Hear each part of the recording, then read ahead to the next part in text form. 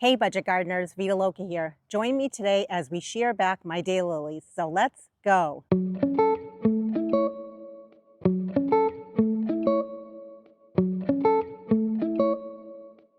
It is the end of July, and in this flower bed I have a whole bunch of daylilies. These are Stella daylilies. However, this process will work with any daylilies that are in your yard. It's around this time of year when the daylilies start to look very tired. They look a little ratty. They're not very attractive in the garden. And there are a number of things you can do at this point. You can definitely come in and continue deadheading your daylilies, especially those reblooming daylilies. You also can be coming in and pulling away any browning leaves, especially at the bottom of the plant. But I have so many daylilies in my yard, it's a constant battle to be coming in and doing that maintenance. For me, it's a lot easier to just come in and shear the plants back all the way to the ground. And if you're a little worried about that, do your research on it before you do this process. I've done my research, I've also experimented with it, and what I've found is in the middle of summer, when you shear back your daylilies after their first initial bloom, they come back even stronger. The foliage comes back from the base and the plants look really pretty again. And for me, I don't want to look at this unsightly mess. I want to enjoy the other flowers that are around this area. And then in the late summer, I'll have nice fresh growth coming from the base of my daylily plants. There are a lot of different tools you can use to do this job, and I'm going to show you different ways you can shear back or cut back your daylilies. Now let's say you only have a small handful of daylilies in your yard and you don't have a lot of tools. Almost every gardener has hand pruners. You can come in and definitely use hand pruners to do the job. So I'm just going to push back the leaves of my daylily, and I'm going to take my hand pruners, and right at the base I'm going to go ahead and I'm just going to start cutting. And this might be a time-consuming process if you have a ton of daylilies, but if you only have a few and you don't have a lot of tools on hand, this works just fine. And this process is actually very satisfying. It's just going to make the plant look a lot tidier.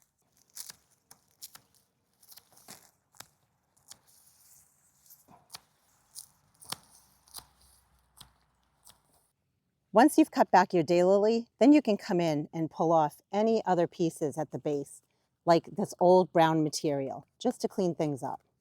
You might have leaves, you can remove the leaves. And you might have weeds. Now is a great time to weed around your plant.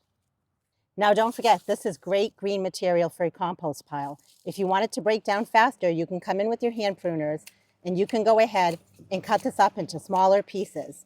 Smaller pieces break down faster in your compost pile. Another tool you can use to do this job are hedge trimmers. These also work great, and they're a little bit faster, I would say, than using the hand pruners. So again, you're going to go at the base of your plant and just go ahead and start cutting.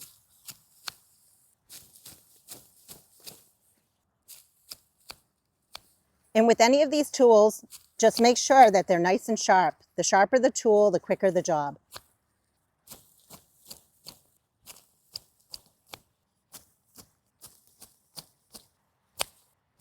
A lot quicker with a tool like this. I have a lot of daylilies in my yard, not only in this bed, but other beds as well. I need to do what makes sense for me, whatever is the quickest way to do the job. So we're going to up our game, and this time we're going to use an electric hedge trimmer. And this works out really well for a lot of different jobs, including the daylilies. Safety first, make sure you're wearing safety glasses. So we're going to be right at the base, and we're going to go ahead and cut.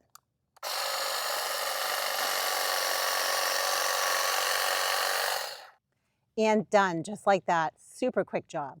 Now, after doing that job, you might have a couple of stragglers here. You can come in with your hand pruners and just cut those off, nice and easy.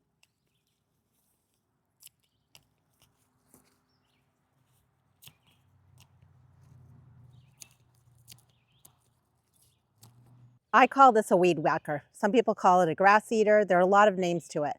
Nevertheless, this is also a great tool to use. The one I have is battery operated. You might have a gas powered one. You always want to wear eye protection, and you can even use ear protection for the gas powered one. So again, we're going to go ahead and just cut it down at the base.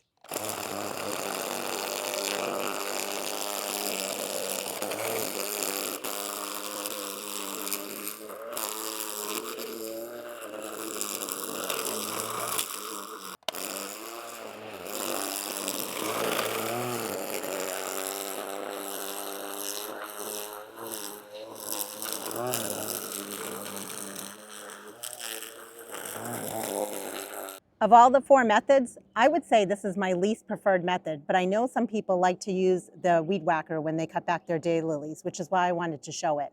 It just doesn't make a nice clean cut, and then it makes a whole bunch of little pieces that are messy to clean up. But if that's how you prefer to do it, totally fine.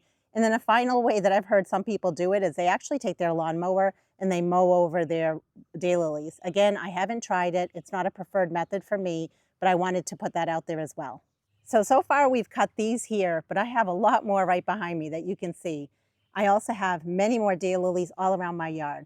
My preferred method is to use the electric hedge trimmer, but the purpose of this video is to show you different ways of doing it, why you want to do it, and when you want to do it.